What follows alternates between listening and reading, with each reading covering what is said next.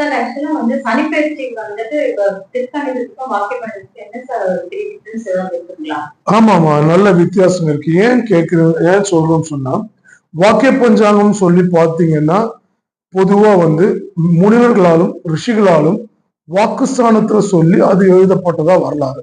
அது தோன்றின காலங்கள் கூட சரியா தெரியாது. திருக்கணிதம் வந்து எப்படின்னு கேட்டீங்கன்னா, திருக்கணிதம்ன்றது ஒரு 150 வருஷத்துக்கு முன்னாடி கண்டுபிடிக்கப்பட்டது. அது துல்லியமா வந்து 365 கால் நாள் அப்படின்றது ஒரு வருஷம். சூரியனை வந்து பூமி சுத்துறதை வச்சு கால்குலேஷன் பண்றாங்க. வாக்கிய பஞ்சாங்கத்துல பாத்தீங்கன்னா 365 நாள் மட்டும்தான் கால்குலேஷன் பண்றாங்க.